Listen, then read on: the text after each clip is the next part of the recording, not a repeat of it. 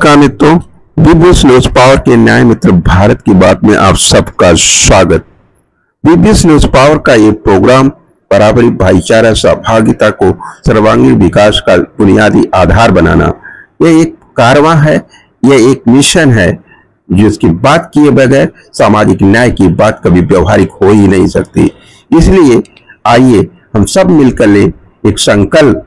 हाँ, हम हैं भारत के न्याय मित्र। न्याय मित्रों के भारत में बात सिर्फ न्याय पे होगी और इसके अलावा हमें किसी जाति और किसी धर्म के आधार पर देश की चरित्र की परिभाषित करने का प्रयास एक दुस्साहस मात्र होगा। सांप्रदायिकता के जहर से देश को संचालित करने और उसको भविष्य को प्रभावित करने की दुस्साहसी राजनीति देश के लिए सबसे खतरनाक पहल है।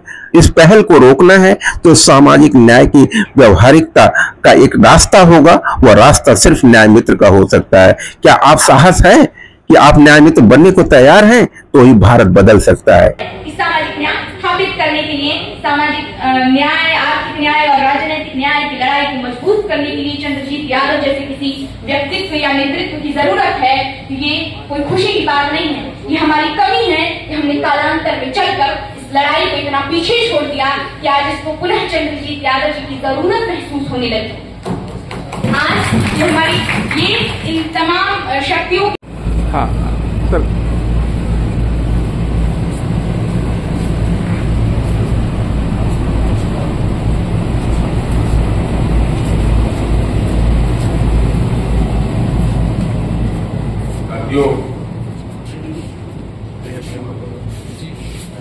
आज के इस कार्यक्रम का संचालन मैं नहीं बल्कि जो तय हुआ है विजयानंद मौर्य हाईकोर्ट में वक्ता है उनको करना है। मैं उनके संबंध में बहुत अधिक कोई जानकारी नहीं रखता, मेरे बाद मुलाकातें हैं, लेकिन आज इस कार्यक्रम का संचालन उनके द्वारा किया जाएगा और उनका आसन को स्वीकार करेंगे।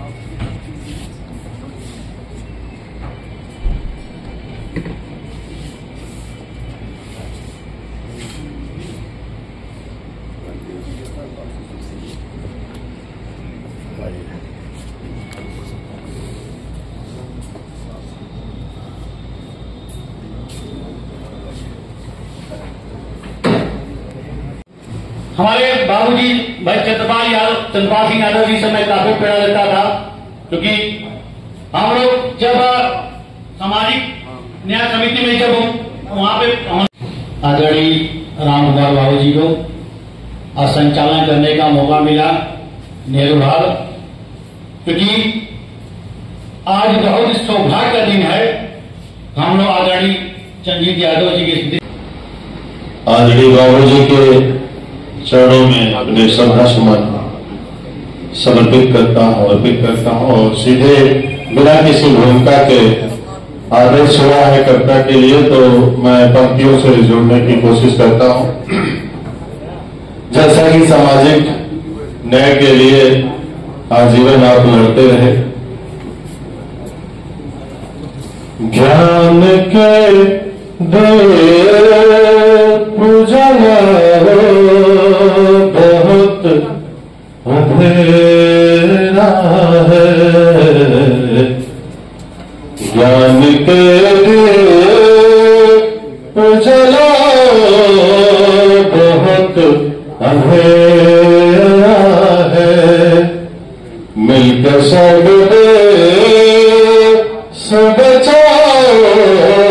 बहुत अंधेरा है, ज्ञान के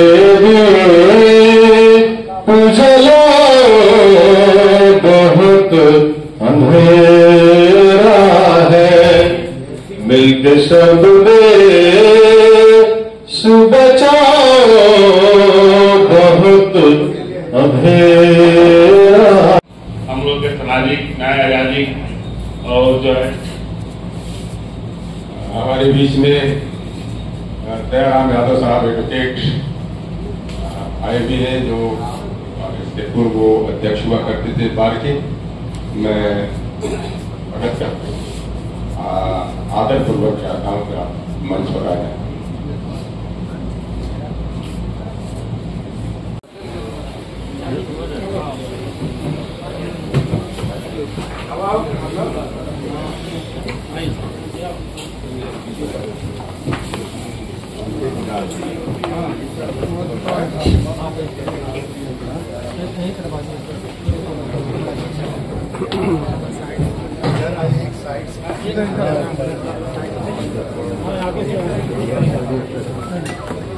सर ये सबका आ जाए सिद्दीक साहब आइए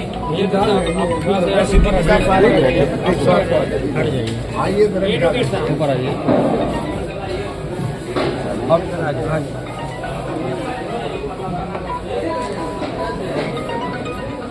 इधर आ जाए बीच में बाकी आप लोग हाथ जोड़ लीजिएगा बाकी इधर कर लेंगे पूछताछ सारे सर वहाँ देखिए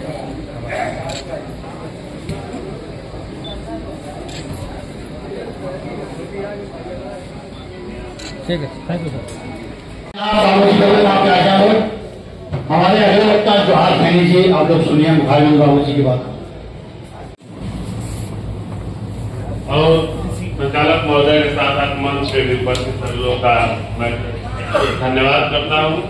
और आज स्मृति सभा में मुझे आज 200 बोलने का मौका मिला है, जो कि मैं आदरणीय पूर्व मंत्री शीतल यादव जी के स्मृति सभा में बोल रहा हूँ। इनके दी हुई शिक्षा को, इनके रास्ते को देखते हुए आगे हम लोग को चलना चाहिए और इस देश के लिए काम करना चाहिए। इसी के साथ मैं अपनी वाणी को विरामता हूँ। जय हिंद, जय भारत। इस आजमगढ़ ही नहीं, उत्तर प्रदेश ही नहीं, देश ही नहीं, दुनिया की एक महान शख्सियत के बारे में आज जो मैं कहना चाह रहा हूँ, कहने जा रहा हूँ। हम लोगों के राजनीतिक गुरु रहे हैं हमारे पिताजी। हम लोग जब बचपन छोटे छोटे रहते थे तब भी आदरणीय यादव जी का नाम लेते थे। मैं आज इस महान शख्सियत की दिल की गहराइयों से बार बार स्वागत वंदन अभिनंदन करता हूँ। चाहे उत्तर प्रदेश में मुलायम सिंह जी पैदा हुए, चाहे वो राजस्थान के राज्य गहलोत जी पैदा हुए, चाहे वो सिद्धारमैया जी पैदा हुए, ये देश में हिंदुस्तान में अगर गरीबों की, मजलूमों की, सामाजिक न्याय की एक ओर से पैदा हुआ कोई, ये मानी चंद्र जी की यादव जी की देन है। अध्यक्ष महोदय, सभी सम्मानित साथीगण, इस नेहरू सभागार में उपस्थित सभी विद्वत जन, सभी सम्मानित जन, आज का विषय है सामाजिक न्याय। सामाजिक न्याय में बस एक बात कहना चाहूंगा। एक विद्वान ने लिखा है, राष्ट्र का भीतरी संविधान ऐसा होना चाहिए जिसमें प्रत्येक व्यक्ति को धर्म और अर्थ निर्वाध रूप से प्राप्त हो सके। जिस समाज में कोई जमना ऊंचा, कोई जमना नीचा माना जाता हुआ समाज अवश्य धर्म की नींव पर खड़ा है। जो समाज में व्यक्ति के सहजात योग्यताओं को बढ़ने का अवसर नहीं दिया जाता हुआ समाज अवश्य धर्म की नींव पर खड़ा है। जो समाज में भेद जात पात भ्रष्टाचार हो वह समाज अवश्य धर्म की नींव पर खड़ा है। जो समाज में मंदिर मस्जिद मजहब और धर्म को लेकर राजनीति की बुनियाद तैयार की जाती है, समाज अवश्य धर्म की नींव पर खड़ा है। तो मुझसे बढ़िया कोई सामाजिक न्याय की परिभाषा हो ही नहीं सकती देश पर। हमको भी बहारों के कुछ लुत्फ लेने दो, हमको भी बहारों के कुछ लुत्फ लेने दो। फूलों के लिए हमने कांटों पर गुजारा है, अब जितना तुम्हारा है उतना ही हमारा। यही सामाजिक न्याय की शक्ति।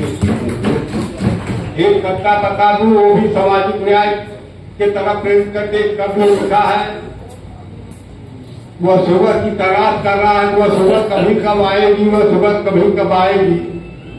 जिस सुबह की खातिर जुग जुग से हम सब मर मर कर जीते हैं, जिस सुबह की अमृत की धुन में हम जहर का प्याला पीते हैं, अपनी प्यासी रूहों पर एक दिन तो करत फरमाएगी, वह सुबह कभी क्या आएगी, वह सुबह कभी क्या आएगी। उन काली सर्दियों के सर से जब रात के अंचल ढलकेगा, जब पुराने बादल बिखरेंगे और सूर्य का सागर छलकेगा, जब अंबर झूम के नाचेगा, जब धरती नगमे गाएगी, वह सुबह कभी क्या आएगी, वह सुबह कभी क्या आएगी। दौलत की में जब औरत के अब तो पिटाया जाएगा, औरत को दबाया जाएगा। दलितों, वंचितों, शोषितों के मसीहा रहे और सामाजिक न्याय आंदोलन के अगुआ। आज के समय में जब हम सामाजिक न्याय की बात कर रहे हैं तो हमें सामाजिक न्याय के साथ साथ आर्थिक और राजनीतिक न्याय को भी सम्मिलित करने की जरूरत है, क्योंकि ऑक्सफाम 2024 की रिपोर्ट ये बताती है कि देश के 1% अमीर लोगों के पास देश की संपत्ति का कुल 40.5% हिस्सा है और वहीं नीचे की 50% जनता मात्र 3% की ओन करती है या उस पर उसका स्वामित्व है। आज के समय में जब हम सामाजिक न्याय की बात कर रहे हैं तो हमें याद होना चाहिए कि चंद्रजीत यादव चाहे वो सामाजिक हो, आर्थिक हो या राजनीतिक हो, सामाजिक न्याय की लड़ाई खेतों, मिलों, कारखानों से शुरू होती है। सामाजिक न्याय की लड़ाई सड़क पर से उठकर संसद तक पहुंचती है, तब हम कहीं सामाजिक न्याय को मजबूती प्रदान कर सकते हैं। आज अगर सामाजिक न्याय की शक्तियों को चंद्रजीत यादव की कमी महसूस हो रही है, आज अगर आपको लगता है जिंदाबाद जिंदाबाद, सामाजिक न्याय आंदोलन जिंदाबाद जिंदाबाद जिंदाबाद। दोस्तों,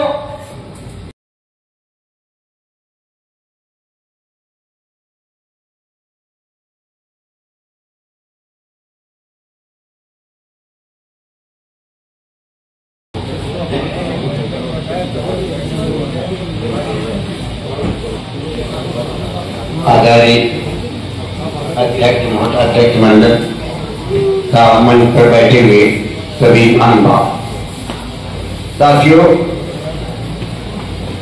मैं बहुत नहीं कर सकता लेकिन यादव जी के साथ और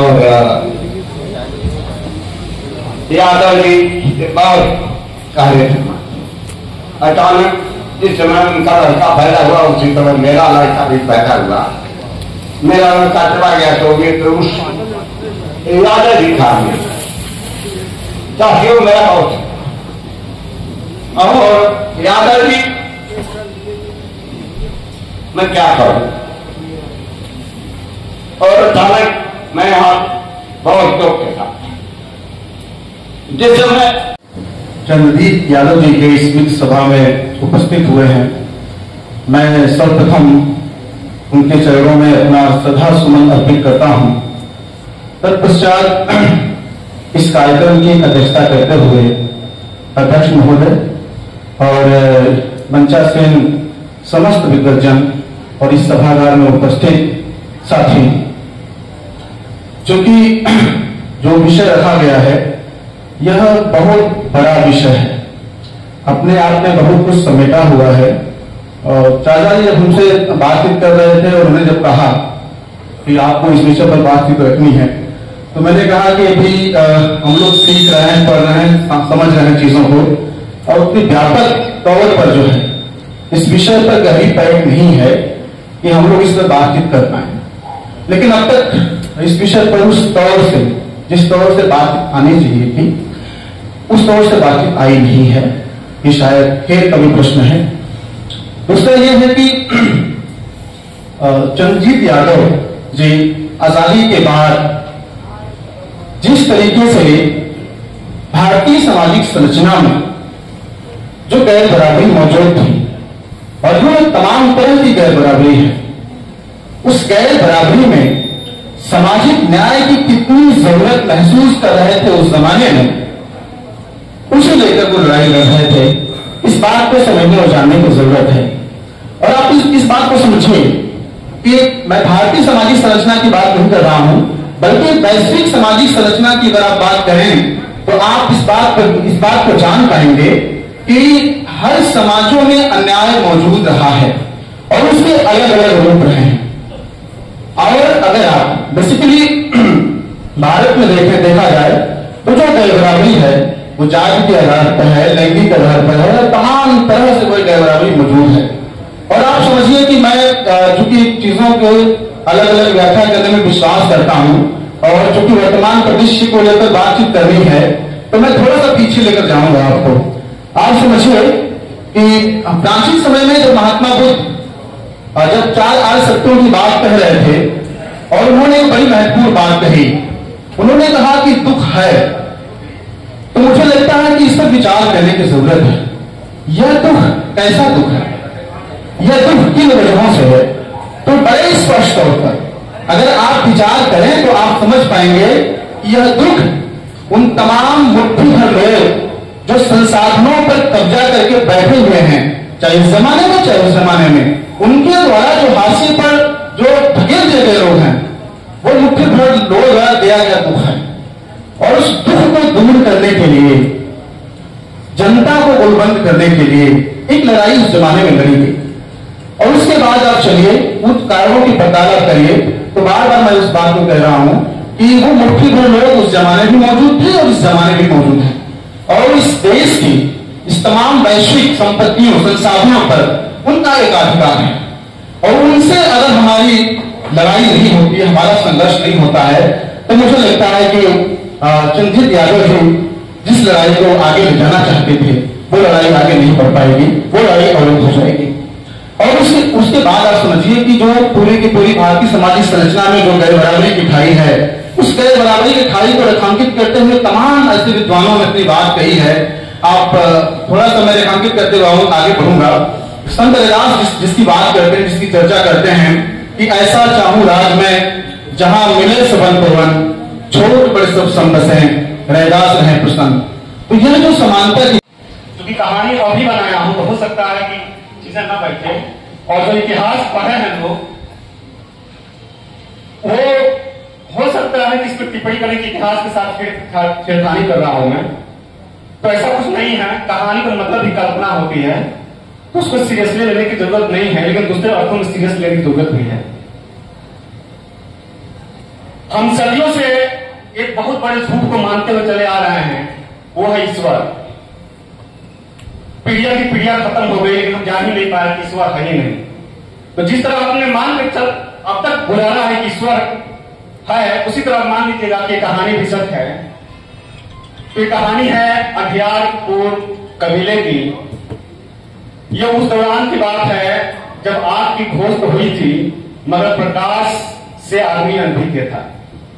प्रकाश का जो सही उपयोग है उसके बारे में वो नहीं जानता था, मुखातिब नहीं था। एक रोज की बात है, एक नवयुवक जिसका नाम तमजीत था, चंद्रजीत के नाम से मैं ये नाम लिया हूं। तमजीत, तम मतलब अंधेरा और जीत मतलब जीतने वाला, अंधेरे को जीतने वाला। तमजीत नाम का युवा उस कहानी में एक और चीज है कि चूंकि आग की खोज नया नया हुई थी, तो आग जो है कबीले के अंदर नहीं था, कबीले के बाहर था। लोग बाहर ही जो है अपना भोजन बनाते थे आग जलाकर। तो उस आग से एक लकड़ी जलता हुआ उठाया और ऊपर की तरफ कर दिया, जिससे चारों तरफ जो है प्रकाश फैल गया।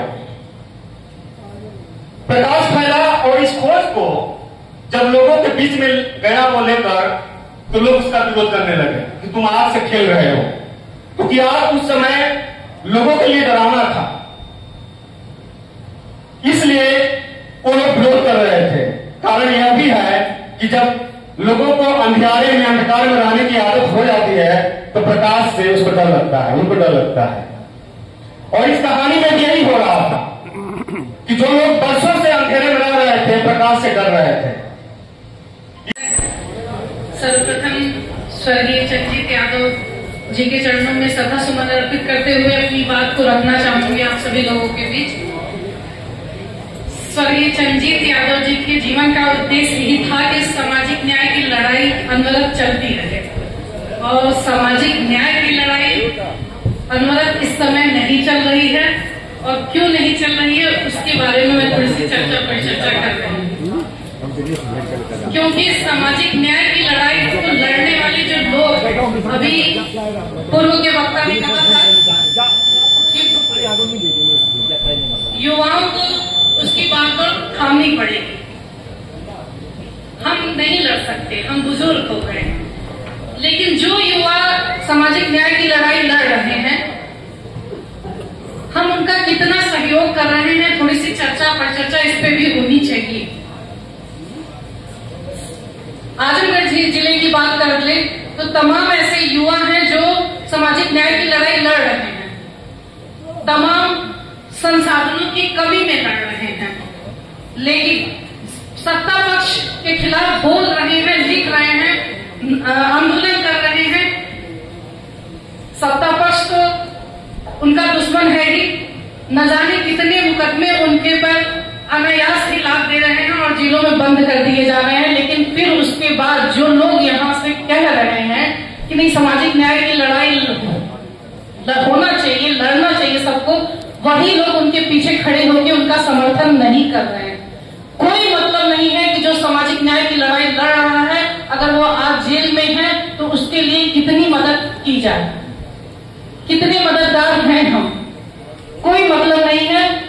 इसीलिए सामाजिक न्याय की लड़ाई कमजोर पड़ रही है। सत्ता पक्ष तो दुश्मन है ही, विपक्ष भी उसमें बड़ी भूमिका निभा रहा है। जो ऐसे युवा सामाजिक न्याय की लड़ाई लड़ रहे हैं उनका समर्थन करना चाहिए। जब उन्हें जेलों में डाल रहे हैं सत्ता पक्ष के लोग, तो उनके खिलाफ खड़े होना चाहिए। उन युवाओं के साथ विपक्ष को भी मजबूती से खड़े होना चाहिए, लेकिन विपक्ष भी ये नहीं कर रहा है। यहीं से सामाजिक न्याय की लड़ाई कमजोर हो रही है और सामाजिक न्याय की लड़ाई लड़ने वाले युवाओं के पास संसाधनों की कमी है, तमाम कमियां हैं। गांव में जब वो जाते हैं तो उनकी अध्यक्ष महोदय, सम्मानित मंचासीन और नेहरू हाल में उपस्थित सभी महानुभाव लोग,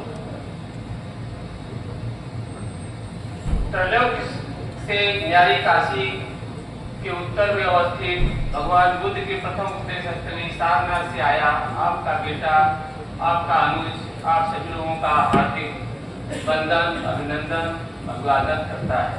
और माननीय चंद्रजीत यादव जी जो हमारे सामाजिक न्याय के अग्रदूत रहे और हम लोगों के प्रेरणा के स्रोत रहे, उनको हार्दिक श्रद्धा सुमन अर्पित करते हुए अपनी बातों को शुरू करते हैं। हम लोगों को मानी सामने बैठे हमारे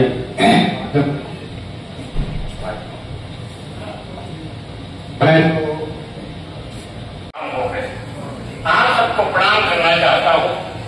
इस स्मृति सभा के सम्मानित मुख्य अतिथि महोदय, खान साहब, विद्वान जन, आपको प्रणाम करना चाहता हूँ।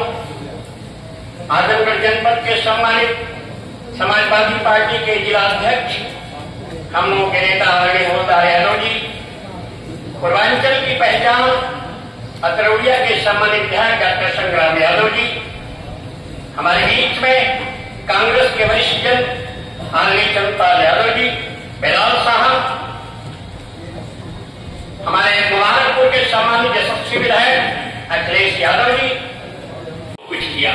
लेकिन आज की परिस्थिति में हम क्या कर रहे हैं, विचारी विषय यह अभी मुख्य अतिथि जी, जो स्थिति है, कार्ल मार्क्स ने कहा था कि धर्म अफीम है, इसका जितना सेवन करेंगे उतना नशा में हो जाएंगे। इसको कौन रोकेगा? अब चंडी जी नहीं आ पाएंगे। उसको माननीय चंडी यादव को क्या कह रहा हूं, मरना भी आसान नहीं है। हम जैसे मजदूरों का फंदा छोटा पड़ जाता है, रस्सी कम पड़ जाती है। इसलिए मित्रों, लड़ाई लड़ना है। ये बहुत साधु लोग हैं, चंडी यादव बनने के लिए हम सबको इनके पदचिन्हों पर चलना पड़ेगा। और मैं तो कहूंगा आदरणीय राम कुमार जी, अगले बार जब भी संगोष्ठी होती है, ये जिम्मेदारियां दी जाए, हमारा हाथ भरना चाहिए। ये कुर्सियां खाली पड़ी हैं, ये अच्छी नहीं। मैं श्रद्धेय नेताजी के चरणों में श्रद्धा का सुमन अर्पित करता हूं। आदरणीय अध्यक्ष जी, मंच पर बैठे हुए भाई बेलाल साहब, माननीय विधायक गण चंद्रपाल जी, नदवी साहब तथा समाजवादी पार्टी के जिला अध्यक्ष माननीय हवलदार यादव जी और सामने हाल में उपस्थित भाइयों और बहनों, साथियों, देश हमारा जब आजाद हुआ तो आजादी के पहले भी सामाजिक न्याय की लड़ाई लड़ी गई। हमारे कलकत्ता में अधिवेशन था और मात्र 5 मिनट चंदीप यादव को अलॉट हुआ था बोलने के लिए। 5 मिनट में चंदीप यादव, इंदिरा जी बैठी थी मंच पर, प्रधानमंत्री थी वो, और 5 मिनट वो भाषण दिया उन्होंने, तो इतनी ऐसी बातों को उन्होंने रखा कि 5 मिनट के बाद जब बजट बजता उनका तो इंदिरा जी कहती नहीं बोलने दो, नौजवान को बोलने दो, और बोलने लगे चंदीप यादव। और जैसे वो टर्निंग पॉइंट उनकी जिंदगी का है। और उसके बाद जब वो इंदिरा जी उतरते ही मंच से, सबसे पहले चंदीप यादव स्फूर्ति, चंदीप यादव दिल्ली चल रहा है कि आजमगढ़ जा रहे हैं, और चंदीप यादव कहते नहीं, आना था उनको आजमगढ़, लेकिन उन्होंने कहा नहीं मैडम, जाना तो दिल्ली ही है।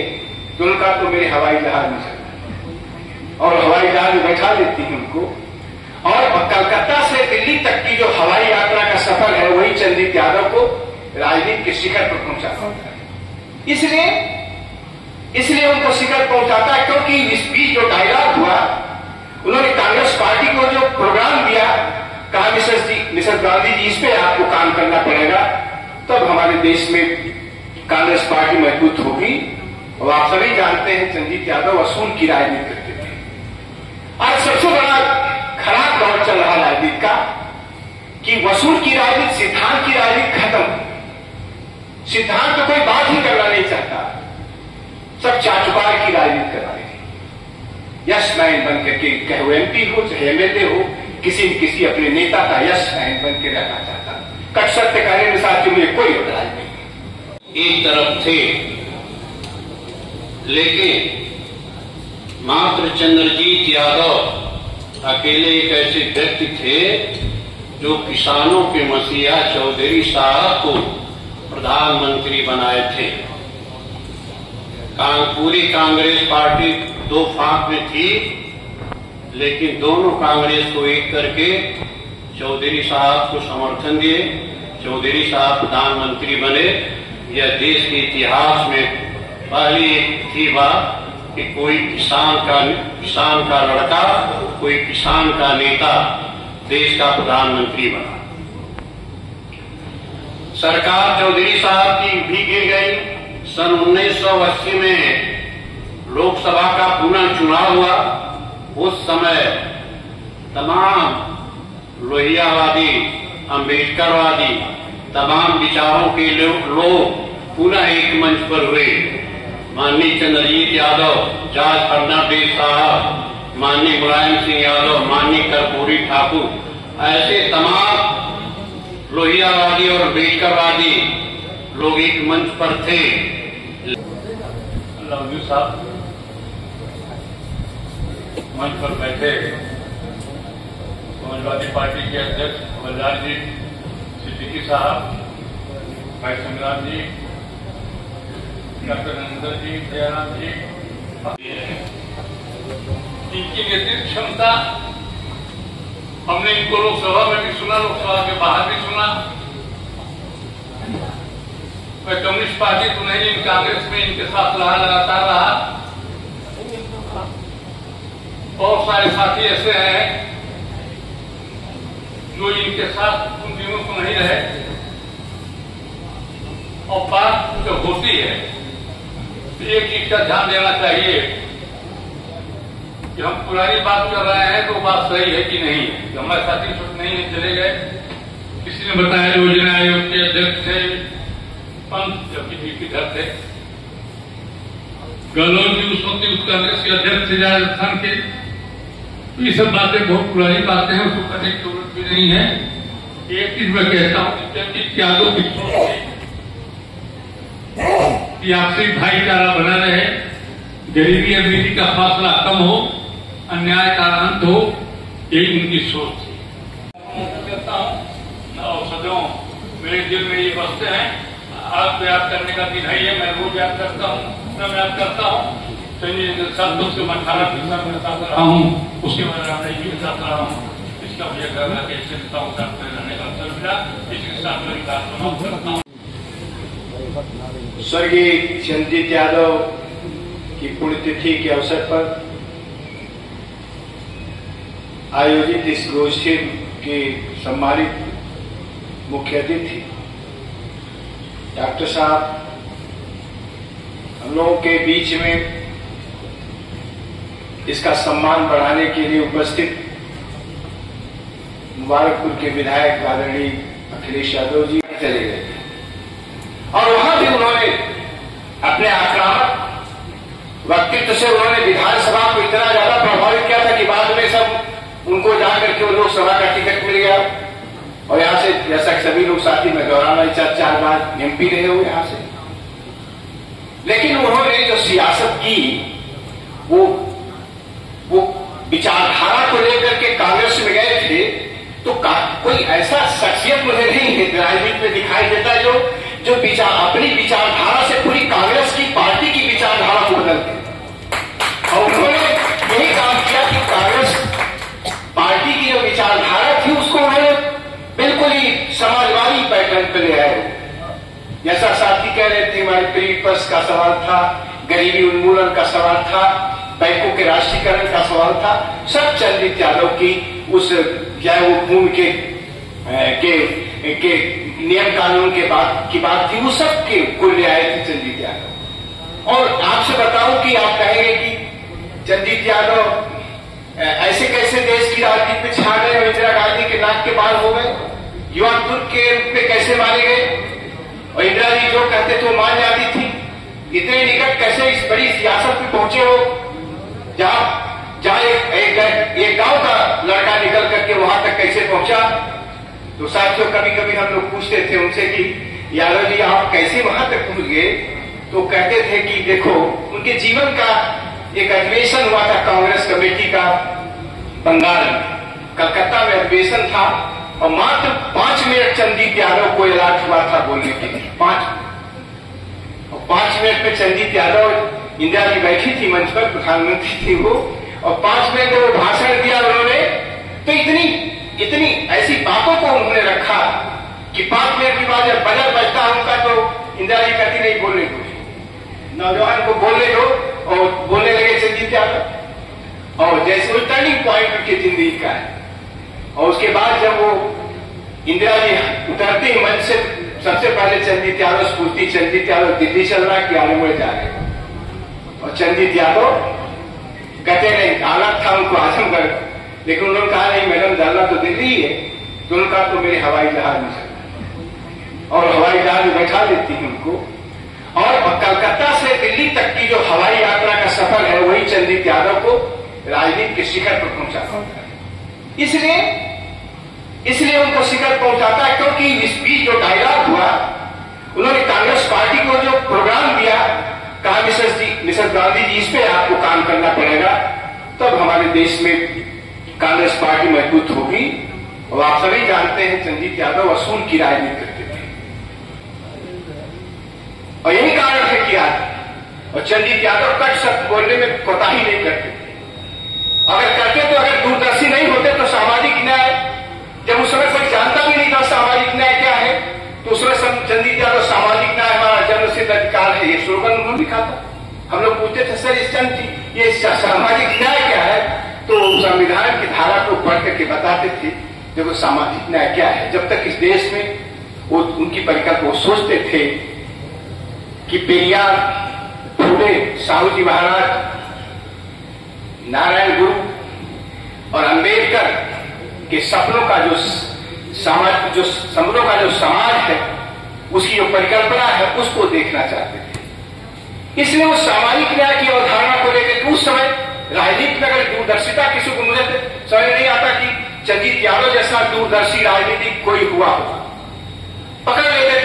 20 साल बाद की राजनीति होने वाली है, पंचमढ़ी सम्मेलन आ जाएगी, चंद्रबाजी बैठे जब दिल्ली में कांग्रेस पार्टी में बाद में चले गए थे, पंचमढ़ी सम्मेलन हुआ, उसमें उन्होंने राजीव गांधी के सामने उन्होंने जब कहा था, साफ साफ कहा उन्होंने कि कांग्रेस पार्टी तब तक सर्वाइव नहीं कर सकती जब तक वह पिछड़े वर्गों को, उनके अधिकारों को, उनको सम्मान पार्टी में नहीं देती, उसकी लड़ाई नहीं लड़ती। उस समय कांग्रेस पार्टी के जो दिग्गज नेता थे वो कहे फिर आ गया, फिर आ गया, और फिर वो बड़ा नागवान लोगों को लगा था। आज क्या हुआ? आज वही कांग्रेस पार्टी सामाजिक न्याय की अवधारणा को लेकर के, पिछड़े वर्ग की अवधारणा को लेकर के राजनीति करना चाहती है। समाजवादी पार्टी क्या स्थिति है? वो जो चाहते थे उसकी रियासत कौन, आज वही हालत, चाहे वो पीडीए का नाम आप ले लीजिए, चाहे उसका नाम बदल दीजिए, लेकिन आज वही अवधारणा जो आज से कितने साल पहले चंद्रजीत यादव ने सामाजिक न्याय की दी थी, आज उसी अवधारणा पर समाजवादी पार्टी भी काम करना चाहती है। लेकिन अवधारणा और विचार थोड़ा सा अंतर है।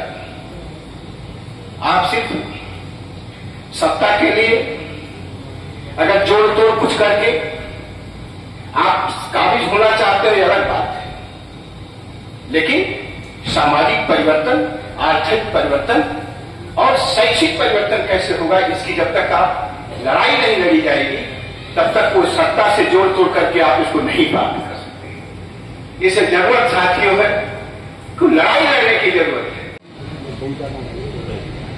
स्वर्गीय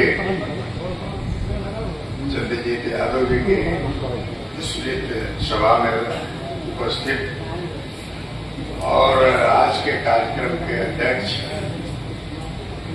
सिवली कॉलेज के इतिहास डिपार्टमेंट के एचओडी अलाउद्दीन साहब, हम सबके आमिरत और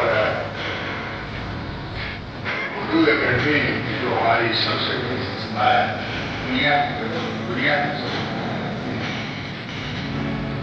उसके स्कॉलर उमेश साहब, हम सबके अग्रज आदरणीय भाई जसपाल यादव जी, हमारे सम्मानित विधायक डॉक्टर संग्राम यादव जी, सम्मानित विधायक भाई अखिलेश यादव जी, यहाँ उपस्थित हम सबके बीच में अभी जो अपने विचार रख रहे थे डॉक्टर नरेंद्रनाथ यादव जी, हमारे सम्मानित साथी भाई युवराज यादव जी, हमारे सिविल कोर्ट के